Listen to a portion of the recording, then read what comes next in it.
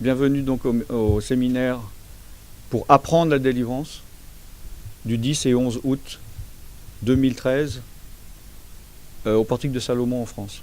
Donc, que ça soit bien clair, c'est un séminaire pour apprendre la délivrance. Vous voulez apprendre à pratiquer la délivrance, et ce n'est pas un séminaire pour être délivré. Donc, les personnes qui ont besoin de délivrance, donc il y a aussi toutes les informations sur centre-partage.com à la page délivrance, où il y a des messages, des témoignages, des prières, et il y a aussi les séminaires de délivrance qu'on peut trouver sur portiquedesalomon.com. D'accord ?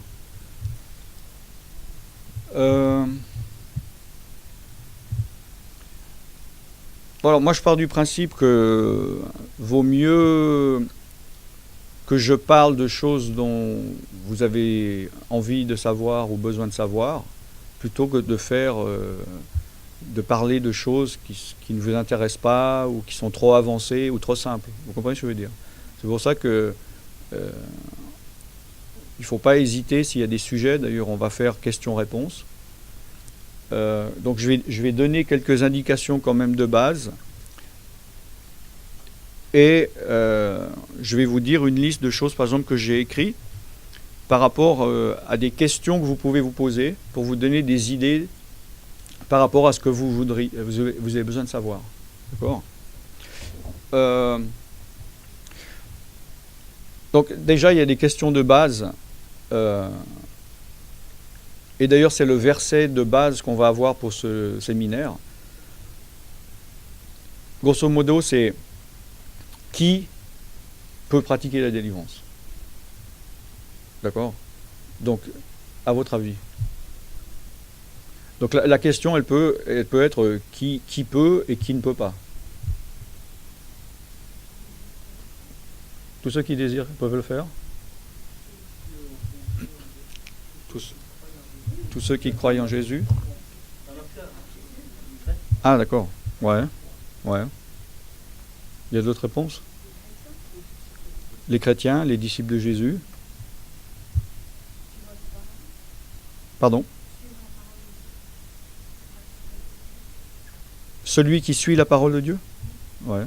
D'autres choses ? Celui qui est baptisé du Saint-Esprit ? Celui qui marche par l'Esprit ? Oui. Celui qui est dans l'obéissance ? Celui qui se... Apparemment. Être délivré soi-même. Bon alors, tout est un peu juste. Alors on va regarder justement le verset de base, si quelqu'un peut lire à haute et intelligible voix, dans Marc, l'évangile de Marc, dans le Nouveau Testament, chapitre 16.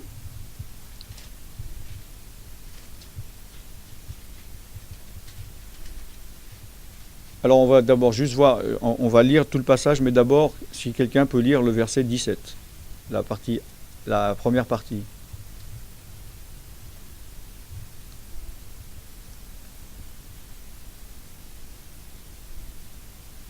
Voici des signes qui accompagneront ceux qui auront cru. En mon nom, ils chasseront les démons. Voilà, ok. D'accord ? Donc voici les miracles qui accompagneront qui ? Ceux qui auront cru. Celui qui croit. En mon nom, ils chasseront les démons. D'accord ? Donc, celui qui vous dit tu n'as pas le droit de chasser des démons parce que tu n'es pas habilité, parce que tu n'es pas ceci, tu n'es pas cela. D'accord ? Genre, moi je suis pasteur, je peux, toi tu peux pas. Ou tu n'es pas affilié à l'église catholique, donc tu n'as pas l'onction du pape pour le faire. Enfin bon, peu importe, toutes les raisons pour lesquelles quelqu'un va vous dire tu ne peux pas le faire parce que tu n'es pas habilité, alors vous avez le choix, soit de vous d'écouter et de vous soumettre à la parole de Dieu qui dit que vous pouvez le faire puisque vous croyez, et il est dit que si tu crois, tu peux chasser les démons, ou bien tu te soumets à un système autre que biblique, un système religieux, et là on n'a pas de valeur morale qui serait bon ou pas, hein, qui dit, ben nous on a un autre système, on a des autres valeurs, et nous on dit que la Bible dit que tu crois, mais moi je te dis que tu peux pas. Donc c'est à vous à choisir. Bon. Est-ce que donc quelqu'un peut lire en fait maintenant tout le passage du verset 15 au verset 18 pour voir dans le contexte. C'est toujours important de voir les choses dans leur contexte et de jamais sortir un verset biblique hors de ce contexte parce qu'on peut le manipuler, en faire ce qu'on en veut. Isabelle, apparemment, tu as envie de lire, non? Non?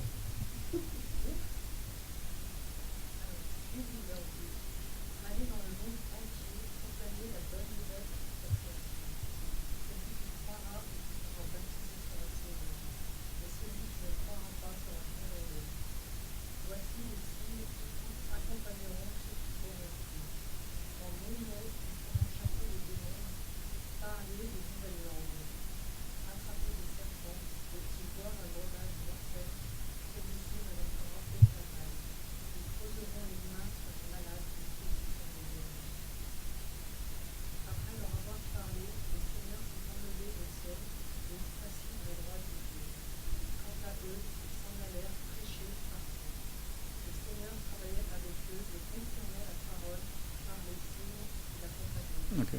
C'est quoi, second 21? Ouais. Ok.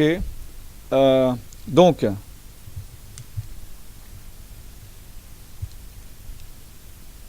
moi, il me semble que la parole est claire. Je ne sais pas pour vous. Bon.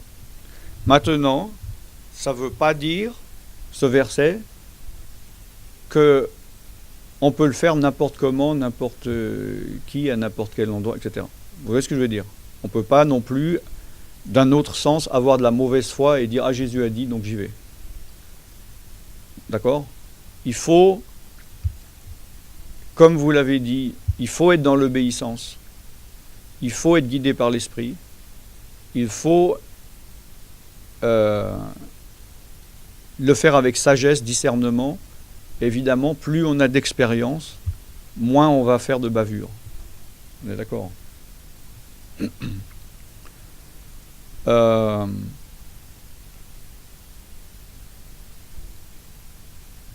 Est-ce que vous avez des questions jusque-là?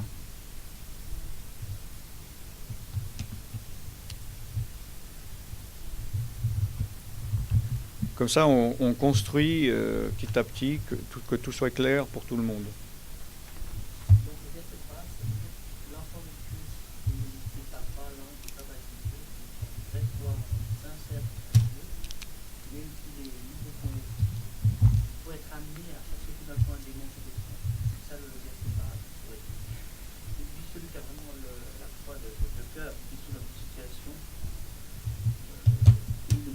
Bon.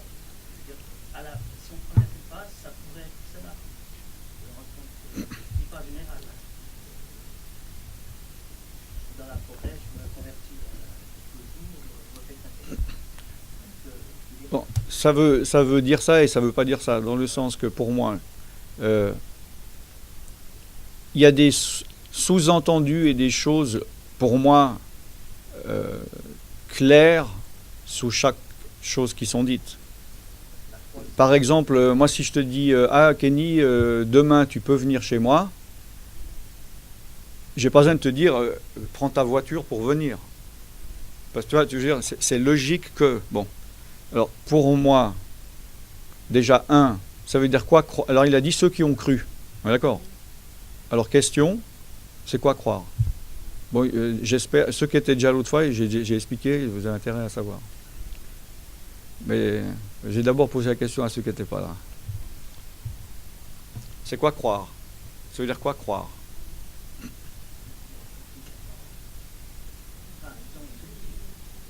Pardon? À la fois.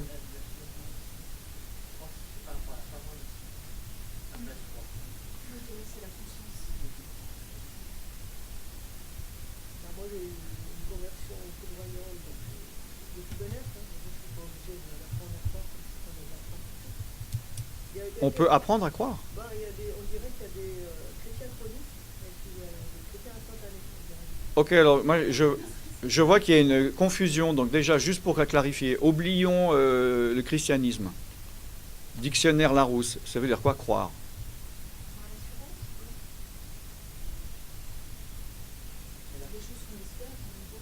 Ça c'est dans le Larousse donc. Bon, donc oublions la Bible. Ça veut dire quoi croire? Je ne parle pas de Jésus, je ne parle pas du christianisme, je parle le verbe croire. Manger, c'est mettre de la nourriture dans sa... Croire, qu'est-ce que ça veut dire? Être certain de quelque chose? Faire confiance? Confirmer?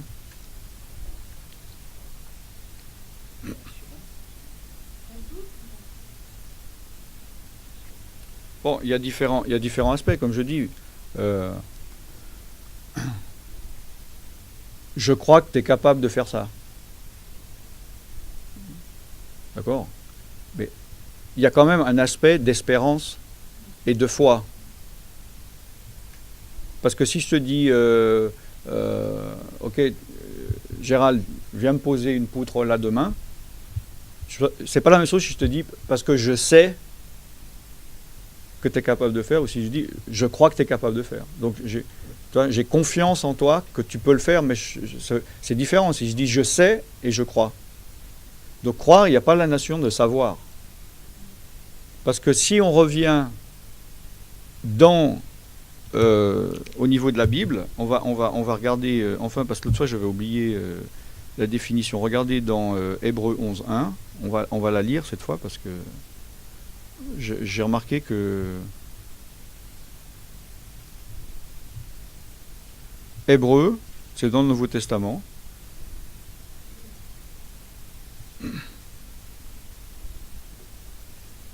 Normalement, ça doit apparaître là, si tout fonctionne. Voilà. Ah, ça se... Voilà. Donc, la foi est une ferme assurance des choses qu'on espère, une démonstration de celles qu'on ne voit pas. Isabelle, tu peux lire dans ta 21 là, juste pour... ça va pas être loin de ça, mais... Parce que moi, c'est pour information, c'est la seconde 1910. Hein. Et elle, c'est la seconde 2000, je crois, ou 2001.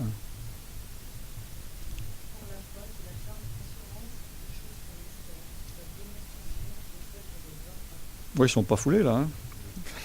Donc ouais, c'est bien au moins, d'accord. Donc la foi, c'est croire. C'est une ferme assurance. Donc c'est une assurance ferme des choses quand même qu'on espère. Donc c'est pas un fait. Vous comprenez ce que je veux dire? C'est pas un fait. Vous voyez ce que je veux dire? Si moi je sais par exemple techniquement cette chaise, elle a été créée et formée et conçue pour supporter quelqu'un jusqu'à 120 kilos. Je crois quoi. Je peux croire ce qu'ils ont dit, mais ce sont des faits. Mais si j'ai aucune donnée, je peux dire ah tu fais 120 kilos. Non, moi je crois que tu peux. Donc, vous comprenez ce que je veux dire? Sans avoir un fait, je crois. On est d'accord. Maintenant, j'ai expliqué l'autre fois, donc ceux qui étaient là, ils devraient savoir, mais je ne vais pas recommencer maintenant justement. J'ai expliqué longuement la différence entre croire au niveau de l'âme et croire au niveau spirituel, au niveau de l'esprit. C'est la différence entre croire humainement, charnellement, psychiquement, croire, et la foi. Donc je ne vais pas recommencer là, d'accord. Mais là, on parle simplement là de croire. Bon. Le verbe croire dans le Nouveau Testament en grec ne veut pas dire, comme en français, simplement croire. Je crois au Père Noël. Je crois que c'est possible que l'économie française va aller mieux dans 5 ans. Voilà. Ça, je crois. D'accord ? En grec, le terme, il y a la notion de confiance, d'action et de marche. Et c'est de là que vient toute la confusion des chrétiens, parce que la plupart des chrétiens utilisent le terme français « croire », qui veut dire simplement hein, je crois qu'il va faire beau aujourd'hui, quand il lit dans la Bible « si tu crois, tu seras sauvé ». Parce que selon la définition du mot français, si tu crois simplement comme ça, tu ne seras pas sauvé. Je m'explique. Il y a plein de gens qui connaissent la Bible, qui connaissent l'enseignement biblique, on est d'accord. Et ils vont comprendre que Jésus-Christ est mort sur la croix pour l'humanité. Et ils vont dire, ah oui, j'y crois. Mais ils ne s'impliquent pas dans leur foi. Il n'y a pas de marche, il n'y a pas de confiance, il n'y a pas de vous comprenez ce que je veux dire? Et la foi, croire, c'est cette implication, c'est la conversion, parce qu'on peut croire sans se convertir. Vous comprenez ce que je veux dire? Je ne sais pas si je suis clair. Donc déjà, c'est important, donc, c'est de croire et d'être converti. Parce que les Juifs dans le livre des Actes, qui ont vu Paul chasser des démons, et qui ont pris un démoniaque, et qui ont dit, au nom de ce Jésus que ce Paul prêche, eux, ils y croyaient, ça. Ils se sont dit, ça, c'est une méthode qui fonctionne. Donc, ils étaient dans l'assurance, il faut être assuré pour avoir un démoniaque en face de lui et oser dire ça. Donc, ils se sont dit, tiens, une méthode qui fonctionne, je vais utiliser cette méthode. Mais ça ne fonctionnait pas parce qu'ils n'avaient pas l'autorité de le faire. Bon, ça, on y viendra tout à l'heure. Donc là, dans Marc, celui qui croira chassera les démons. Donc là, on a défini ce que ça veut dire, celui qui croit ou celui qui ne croit pas, on est d'accord. Maintenant, quand j'ai demandé qui peut, on m'a dit aussi si on a un appel. Ben, pour moi, l'explication que je viens de donner démontre qu'on n'a pas besoin d'un appel. Puisque tous ceux qui croient, ils peuvent le faire. À partir du moment où tu crois, il est dit que on doit rentrer dans les œuvres préparées par Dieu à l'avance. D'accord ? Et pour moi, chasser les démons, ça fait partie des œuvres préparées d'avance. C'est-à-dire chasser les démons, prier pour les malades, aider les gens, aider les pauvres, exhorter, consoler. Ce sont des œuvres, et ça fait partie des œuvres générales du chrétien. Donc quand tu as dit aussi, toi, je crois, disciple, c'est juste, mais justement, normalement, tout chrétien est un disciple, doit être un disciple.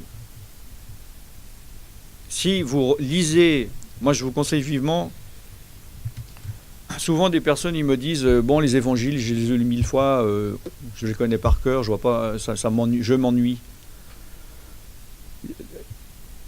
Donc moi ça m'est arrivé aussi. Et quand vous lisez un évangile ou les 4 évangiles avec une perspective particulière, vous allez découvrir des choses particulières. Donc par exemple, si vous lisez les 4 évangiles ou un évangile en se disant je vais voir sous l'évangile du discipolat, d'être disciple, vous allez voir, et il y a ces choses qui vont surgir que vous n'avez jamais vues avant, hein, parce que quand même, bon là j'ai pas en tête, je vais regarder. Problème, il est plus là, vous le voyez pas? Ah oui, c'est là.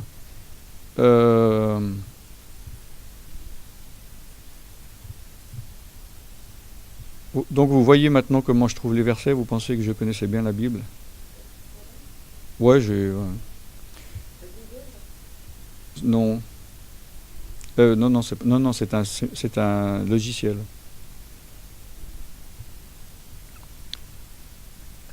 Bon, déjà dans le Nouveau Testament, vous voyez qu'il y a 27 fois le mot disciple au singulier et 249 fois au pluriel. D'accord ?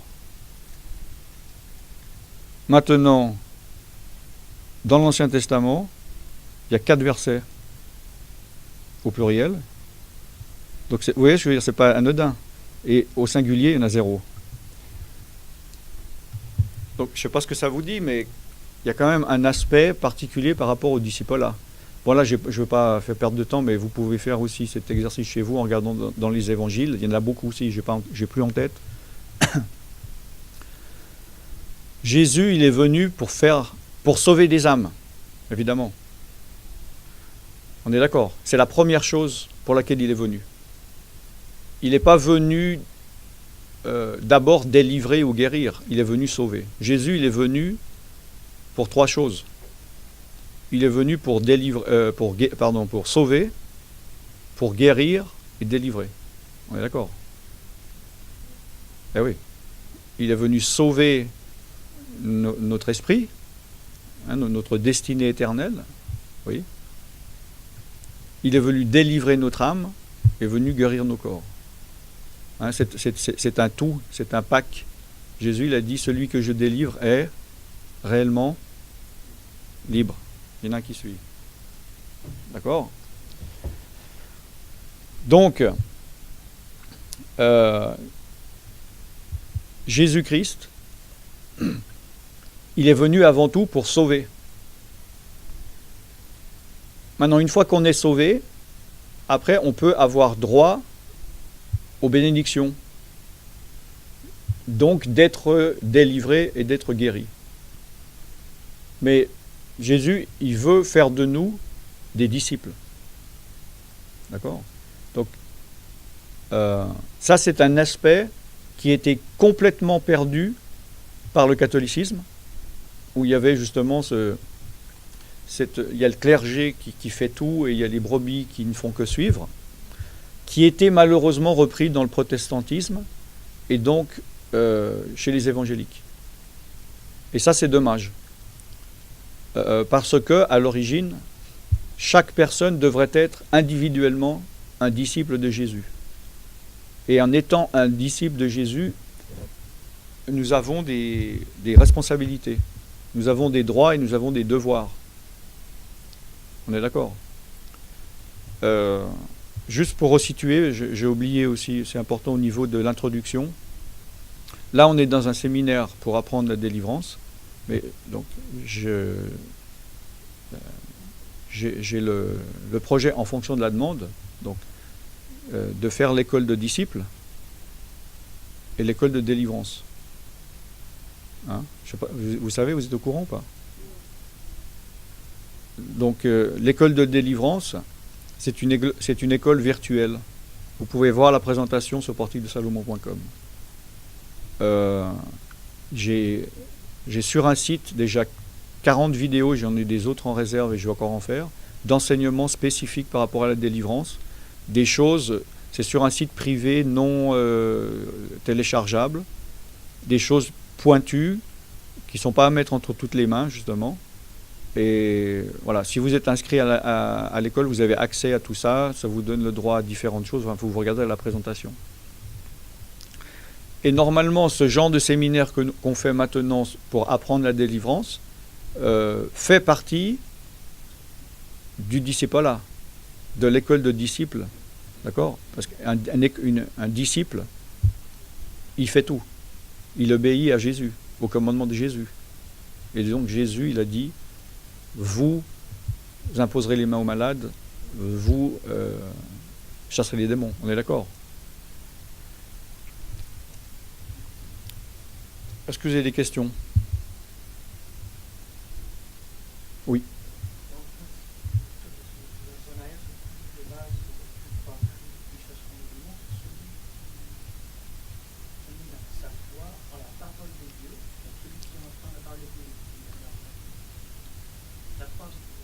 La foi vient de ce qu'on entend, et ce qu'on entend vient de la parole de Dieu, Romains 10, 17.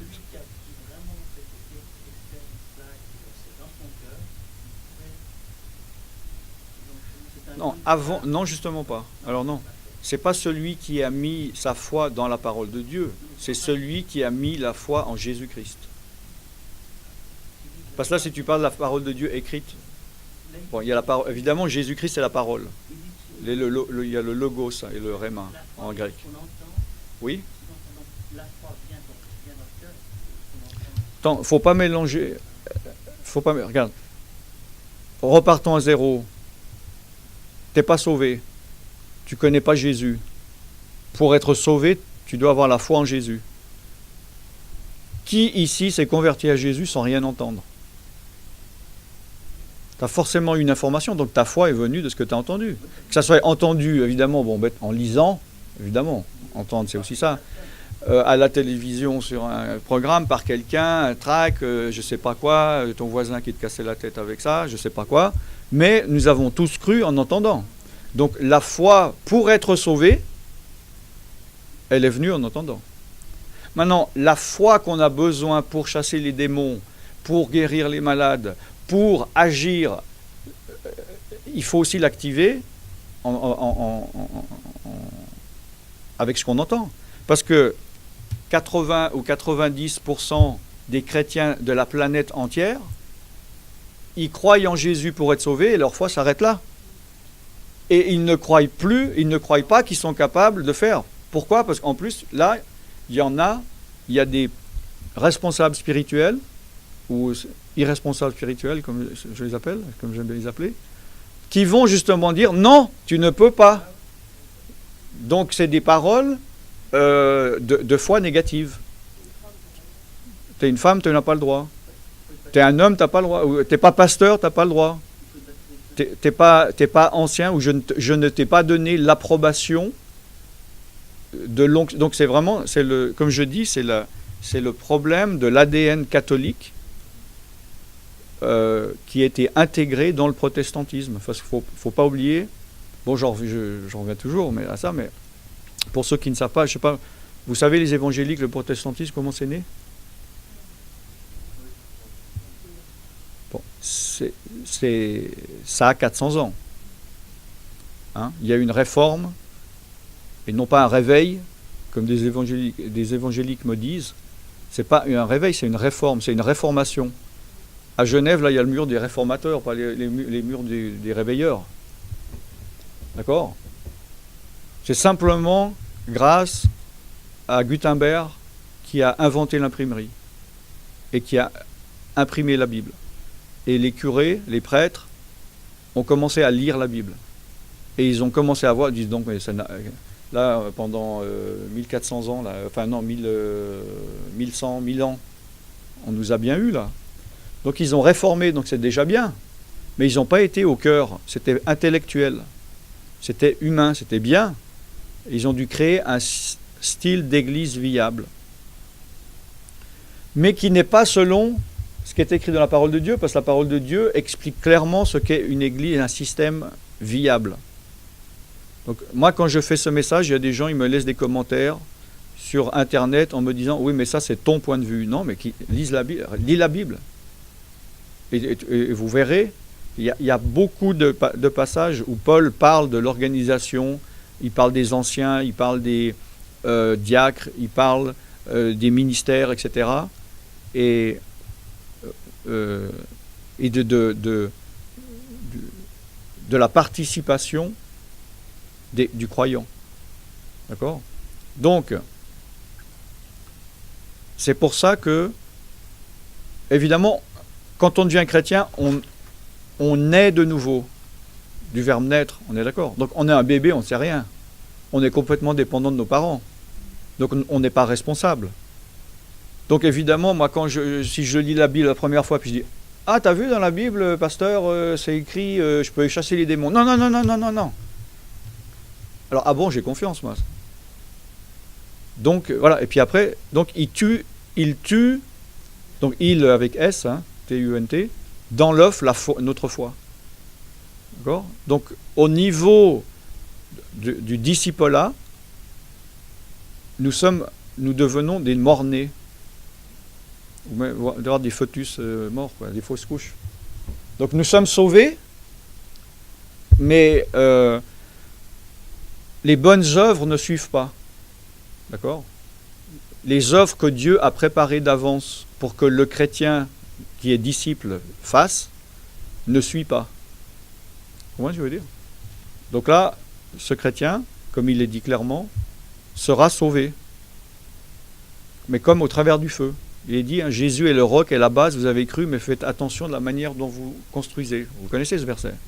Et si vos œuvres sont de bois, donc ça sera consumé, vous serez sauvés comme au travers du feu. Hein? Mais ce n'est pas le but. Et en plus, pour confirmer ça, Jacques a dit dans Jacques, ça tombe bien, hein, Jacques a dit, montre-moi ta foi si tu n'as pas d'œuvre. Hein? La foi sans les œuvres est morte. Alors, de nouveau, on a sorti ça du contexte pour parler de la foi du salut. Et c'est là où certaines dénominations, dont les catholiques, ont basé sur ce verset pour dire, vous voyez, pour être sauvé, il faut la foi, mais il faut aussi les bonnes œuvres. Alors que Paul, il n'était pas... Regardez toujours dans le contexte de quoi il parle pas du salut. Il parle à des chrétiens et à une église, à des gens mûrs. Et il parle justement de la manière dont on doit marcher avec Jésus. Vous comprenez ce que je veux dire? Vous avez des questions par rapport à ça?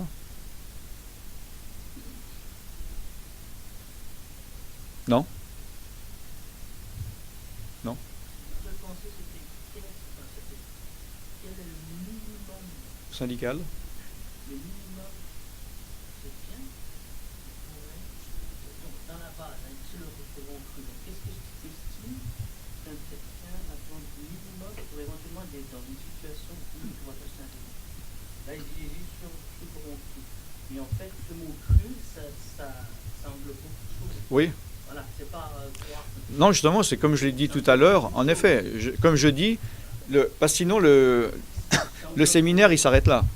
Je vous dis, vous voyez, vous avez cru, allez dehors et chasser les démons. Et puis, vous pouvez vous faire massacrer. Voilà, voilà, voilà. Voilà. Bon, exact.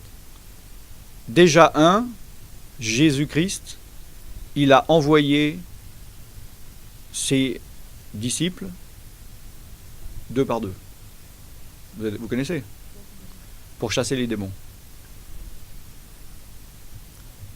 D'autre part, on voit bien là, en effet, que c'est l'autorité que Jésus leur a donnée, vu qu'il faut jamais oublier dans quel état ils étaient. Jésus-Christ n'était pas encore mort sur la croix, ils n'étaient pas encore sauvés, ils n'étaient pas encore baptisés du Saint-Esprit, et pourtant ils avaient le pouvoir de chasser les démons.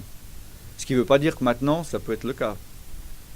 Mais simplement, c'est une parenthèse. Hein. D'accord? Parce qu'il faut remettre les choses, il faut savoir qu'est-ce qui est avant la crucifixion et après.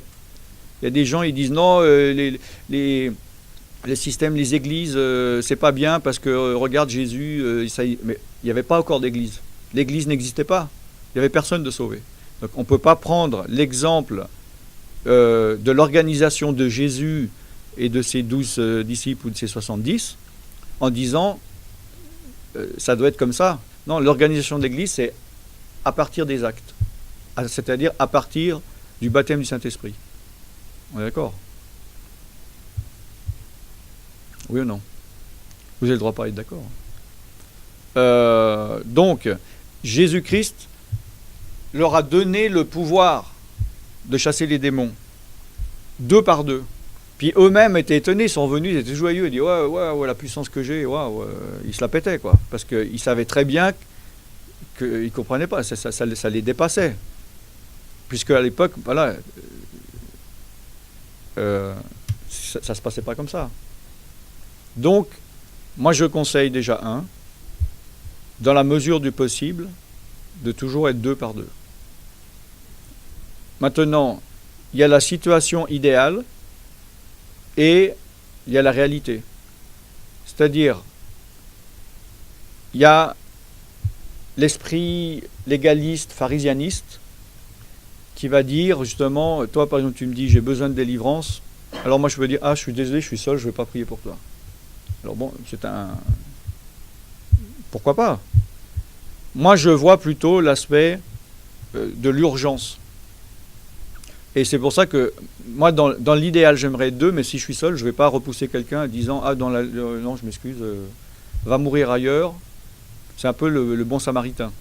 D'accord? Donc je le fais quand même. Mais vaut mieux être à 2.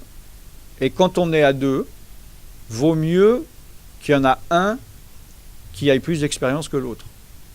Un aveugle ne peut pas conduire un aveugle.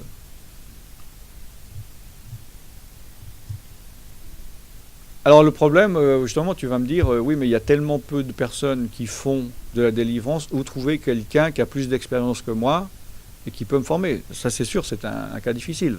Ça, c'est un cas, voilà. Donc il faut déjà, voilà. Donc maintenant, par rapport à l'état de soi-même. Alors, la question s'est posée pour ce séminaire. Oui, mais moi je sais que j'ai encore besoin de délivrance. À quoi ça sert que je vienne à un séminaire pour apprendre à délivrer les autres? Alors, là on fait de la théorie. C'est de l'enseignement qu'on fait ce week-end, ce séminaire. Au niveau de l'enseignement, il n'y a pas de problème parce que ce sont des informations que vous prenez. Et les informations, vous pouvez les prendre à n'importe quel moment. On est d'accord? Moi, si je suis malade, je peux très bien apprendre maintenant comment me comporter quand je serai guéri. Je n'ai pas besoin d'attendre d'être guéri pour savoir comment... C'est des informations qui seront utiles plus tard. Donc pour moi, il n'y a aucun problème que des personnes qui ne sont pas encore complètement délivrées fassent des séminaires de délivrance pour apprendre à pratiquer la délivrance. Bon, il y a des cas que je ne prendrai pas. Il y a certains cas que je ne prendrai pas. Bon. Maintenant, il y a l'aspect quand faire ou mettre en pratique. Moi, je pense que là, il faut justement se mettre sous l'autorité d'une personne qui pratique déjà la délivrance. Et c'est la responsabilité de cette personne de savoir quelle responsabilité vous donnez et pas vous jeter au lion, donc par rapport à vos capacités. Mais ça peut être justement, ça peut commencer par quelque chose de très lointain. Par exemple, d'être simplement. Moi, il y a un gars, il y a un jeune, il est venu 2 fois, il est plusieurs centaines de kilomètres d'ici. Je ne l'ai pas fait prier, je lui ai dit assieds-toi dans le coin, puis prie en langue doucement, puis regarde. Voilà. Voilà. Puis après, je sens si je peux donner plus ou moins que ça. Voilà, donc vous pouvez aussi aller dans des endroits, dans des églises ou dans des séminaires ou des ministères qui pratiquent la délivrance pour apprendre, pour être à côté, pour poser éventuellement des questions. Vous pouvez commencer, moi le stade suivant des personnes, le premier stade moi que je mets les personnes justement, c'est le genre mets-toi dans un coin, tais-toi et voilà, regarde. Bon. Non. Après, c'est éventuellement qu'ils puissent parler en langue plus fort. Puis après, éventuellement, l'utiliser comme catcheur. Bon, je ne sais pas en français le terme officiel, hein, mais un catcheur, c'est un rattrapeur. Je pense qu'en français, il doit y avoir un mot dans les ministères de délivrance, mais je ne le connais pas. C'est-à-dire, c'est quand quelqu'un tombe, pas qu'on le ramasse, mais qu'on évite qu'il se casse une jambe ou le crâne en tombant. Ça s'appelle un catcheur en anglais, to catch. C'est pas du catcheur faire du catch. Hein. Des fois, oui. Hein. Non? Non, avec la sœur. On fait du catch. Ouais. Bah ouais, elle t'a donné un coup de genou dans les côtes. T'as encore mal? On va pas dire son prénom, mais t'as encore mal? Ouais. Ah ouais. Moi, elle m'a griffé. Bon, c'est parti, là. J'ai encore ici. Ouais. Donc,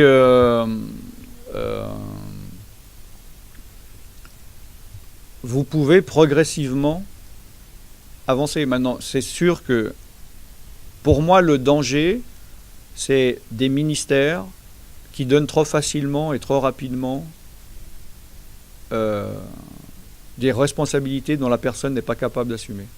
Et ça arrive où des personnes faisaient partie d'un ministère où justement on dit, en général, ils vont prier 1 fois, 2 fois, 3 fois pour chasser les démons, puis après, peu importe ton état, ok, maintenant toi tu pries pour les autres. Et alors le problème, c'est que eux peuvent transmettre des démons aux personnes chez qui ils prient, et ils peuvent recevoir des démons des personnes pour qui il prie. Et donc j'ai eu des personnes qui sont venues me voir après en disant justement, moi je viens vous voir parce que le ministère où j'étais, il prie plus pour moi et en plus il m'envoie au fauve et ça va pire qu'avant. Donc il faut de la prudence. Donc comme tu dis, ce verset ne veut pas dire carte blanche. Il faut, comme je l'ai dit au début, de la prudence, de la sagesse, du discernement et de l'expérience. Oui. L'idéal, alors dans ce cas-là, c'est que dans cette loi, englober le cœur du disciple, dans l'idéal, Ouais. le cœur du disciple, le baptême du Saint-Esprit et parler en langue, c'est toujours un plus. C'est pas un plus. C'est que. C'est indispensable. Mais ça, on n'est même pas au niveau disciple. Là, on est au début de la chaîne. Jésus, la Bible dit, si je ne me trompe pas dans Romains 8, celui qui n'a pas l'Esprit de Dieu ne lui appartient pas. Donc, pour moi, au niveau doctrinal, le baptême du Saint-Esprit n'est pas une alternative. Ben non. C'est la finalité recevoir l'Esprit de Dieu, c'est le but, il a dit c'est la promesse. Jésus, dans Acte 1:8, il a dit, allez Jérusalem, attendez, une puissance tombera sur vous, etc. C'est l'Esprit de Dieu, c'est la promesse qu'on attendait du salut, ce sont les arts. Nous avons reçu les arts de l'Esprit. Quand j'ai déjà dit l'autre séminaire, quand Dieu a créé Adam et Ève, ils avaient l'Esprit de Dieu et tout ça. Quand ils ont péché, à un moment donné, il est dit dans Genèse que Dieu a retiré son esprit des hommes et ils vivront 120 ans. Puis après, l'Esprit de Dieu, il allait sur des prophètes, sur des rois, il repartait, il bougeait. Et là, nous sommes scellés du Saint-Esprit. C'est ça la promesse du salut. Nous avons été réconciliés avec Dieu, donc l'Esprit de Dieu peut revenir en nous. Donc, pour moi, c'est pas possible que le gars il dit oui, je crois en Jésus, mais j'ai pas reçu l'Esprit de Dieu. C'est pas possible. C'est la conséquence normale. C'est comme si un bébé il sort de la mer, il dit mais je suis pas encore dans le monde, quoi. C'est absurde. Si tu crois, Dieu va te donner son esprit. Hein? Il a dit demandez et vous recevrez. Qui d'entre vous, méchant comme vous l'êtes, vous donneriez des pierres à vos enfants si vous demandent du pain? À plus forte raison, Dieu vous donnera son esprit si vous lui demandez. C'est pas un truc qu'il faut to beg, mendier pendant des années, comme certains chrétiens malheureusement, ils ont un enseignement. Moi j'ai eu une personne, je donne des exemples concrets, parce pour dire que je ne parle pas de choses théoriques. Une fille, 20 ans de conversion, puis le pasteur lui disait attends, pour l'Esprit de Dieu. Elle a téléphoné aux États-Unis, au téléphone, j'ai prié, elle a reçu le baptême du Saint-Esprit. Est-ce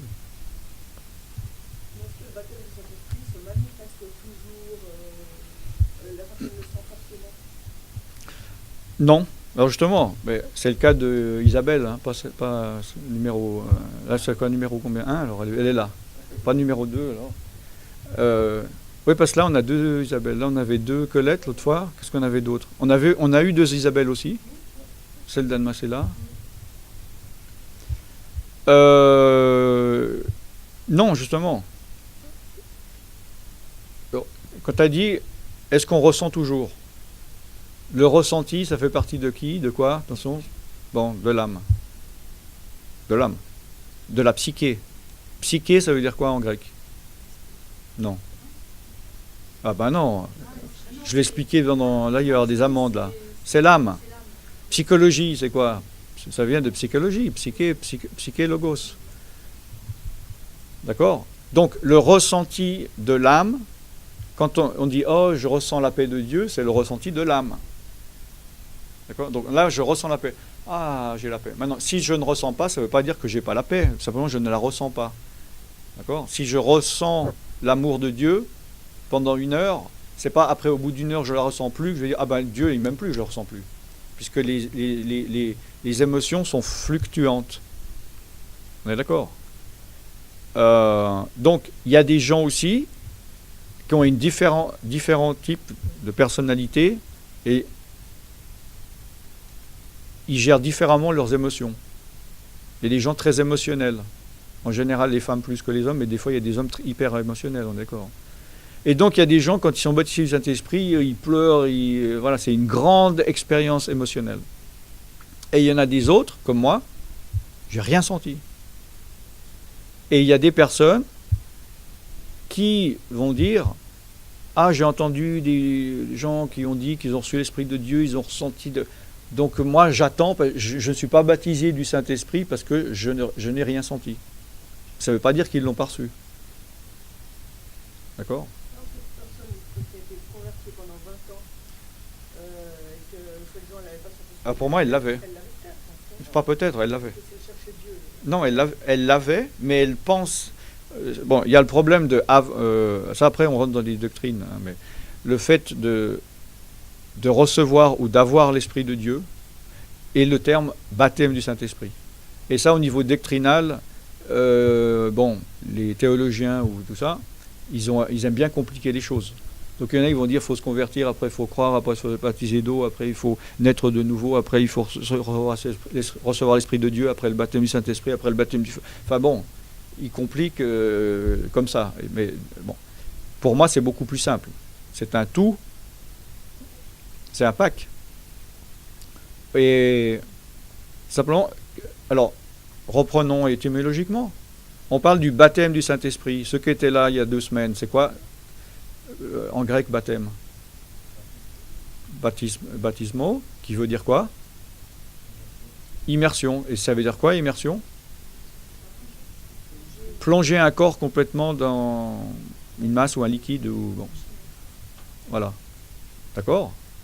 Donc, ça veut dire être immergé dans le Saint-Esprit. Ça ne veut pas dire... Alors après c'est une question, enfin bon, ça c'est une question de point de vue, puis on s'en fiche, pour moi c'est très hyper secondaire, mais l'important c'est d'avoir l'Esprit de Dieu. Maintenant quand il y a eu le baptême, est-ce qu'il est avant et après, moi je m'en fous. L'important c'est vous voyez ce que je veux dire, c'est de l'avoir reçu, c'est de l'avoir. Lève le pied. Voilà, oui. Bon. Attends, le baptême. Mais le baptême, parce qu'il y a des gens, alors s'ils ressentent rien, comment ils savent qu'ils ont un baptême? C'est parce qu'ils l'ont demandé. Non, alors très bonne question. Avec l'Esprit de Dieu ou dans le baptême de l'Esprit de Dieu, il y a une des manifestations, c'est le parler en langue. Maintenant, bon, chez les protestants,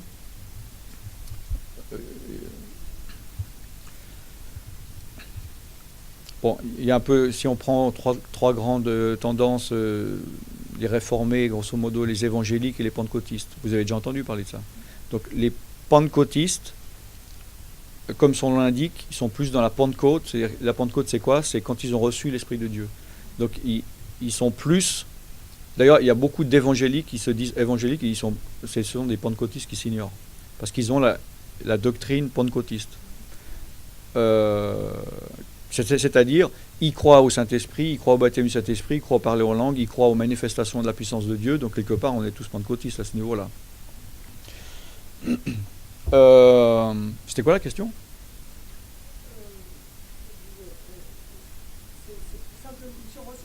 Ah, ouais, oui. Alors, bibliquement, oui, puisque le verset que j'ai donné dans Jean, si on demande à Dieu, il nous le donne. Mais, un autre verset extrêmement important, il a dit, Dieu donne son esprit à ceux qui... À qui? Dieu donne son esprit à ceux qui... C'est les mots exacts dans le Louis II 1910. Non. Vous devriez savoir ça. Non. Non, alors là, vous me décevez là. À ceux qui lui obéissent.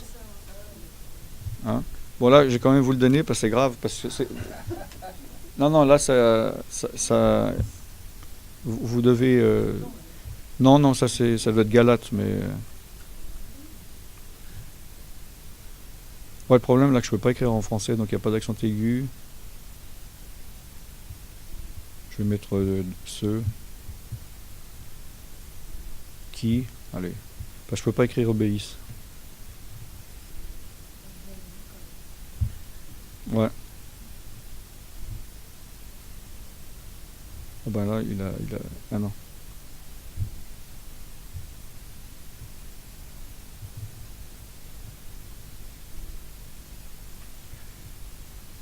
Bon, je vais... Oui, mais je peux pas écrire les accents aigus, mais normalement, il va... Voilà, obéissent. Ouais, voilà, s'il me le propose pas, ouais, je peux pas. Vous me dites celui qui voit. Hein. Femmes, soyez soumises au mari, non, c'est pas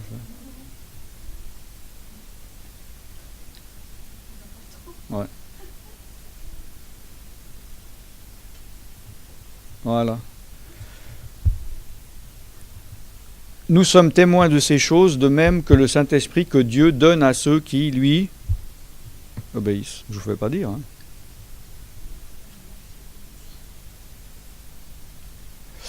Donc, encore faut-il en effet obéir à Dieu. Mais, qu'est-ce que Dieu demande?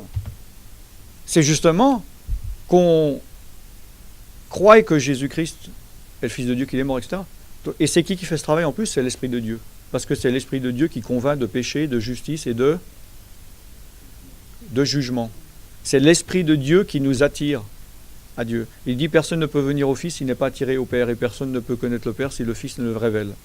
Donc il y a un moment donné, nous avons obéi à l'appel. Donc on a le droit à l'Esprit de Dieu qui est la promesse.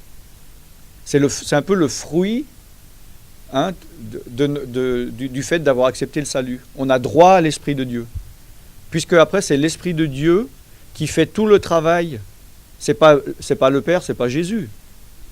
Quand vous lisez la Bible, ou maintenant quand je parle, si Dieu est en train de parler à vos cœurs, c'est l'Esprit de Dieu qui est en train de... C'est l'Esprit de Dieu qui vous dit, ouais, Alan, là, c'est son point de vue, ça, tac, il vous parle, il dit ça vous parle. C'est l'Esprit de Dieu. Donc un chrétien ne peut pas ne pas avoir l'Esprit de Dieu. Et moi aussi, des fois, justement, j'essaie de faire réaliser à la personne qui croit qu'il n'a pas l'Esprit de Dieu pour une raison X ou Y, soit parce qu'il a été dans une dénomination cessationniste, c'est-à-dire c'est ceux qui disent cesser, que toutes les choses dans la Bible, c'était vrai, mais c'était pour le début de l'Église, ça s'est arrêté, par exemple. Ou bien ceux qui disent, justement, tout le monde ne reçoit pas l'Esprit de Dieu. Tout ça. Donc, il y en a qui pensent ne pas avoir l'Esprit de Dieu. Et moi, je leur dis, oui, mais des fois, tu sens pas Dieu, ou bien, est-ce que tu n'as pas l'impression que Dieu te parle à l'intérieur? Il me dit oui. Je dis, ben oui, mais ça, c'est l'Esprit de Dieu. Donc, tu as l'Esprit de Dieu. Tu vois ce que je veux dire? On peut définir si on a quelque part l'Esprit de Dieu ou pas. Voilà. Maintenant, c'est Dieu qui baptise. C'est Dieu qui donne. Moi, quand je prie pour que quelqu'un reçoive le Saint-Esprit, c'est pas moi qui décide s'il reçoive ou pas. Yes. Le parler en langue, je veux dire, il y a plein de gens qui ont reçu l'Esprit, mais qui, parce qu'ils sont trop rationnels, qui ne parlent pas en langue. C'est pour ça qu'il va. Est-ce que c'est vraiment obligatoire de parler en langue pour ceux qui... Bon, là encore, doctrinalement, il y a plusieurs types de doctrines. Dans la confession de foi, par exemple, vous pouvez aller voir sur Internet, sur Google, c'est intéressant, la confession de foi du mouvement évangélique mondial, puis la confession de foi de la Fédération internationale des pentecôtistes. Il y a peu de trucs, mais justement... Non, c'est confession de foi. Chaque église doit avoir une confession de foi. D'ailleurs, même si tu es inscrite en France en tant qu'église cultuelle, tu dois avoir, c'est comme des statuts ou des, voilà, tu dois avoir ta confession de foi. C'est là-dessus. Et tu rentres dans une église, il doit te donner. Tu dis, ah, j'aime bien votre église. Est-ce que vous pouvez me donner votre confession de foi? S'il te dit, oh, j'en ai pas, c'est pas grave. C'est une église qui est pas claire. Et il doit te fournir une confession de foi en quoi il croit. Donc c'est je crois en Dieu pour être sûr. Voilà, parce que tout d'un coup, il peut y avoir un article pas clair. Bon.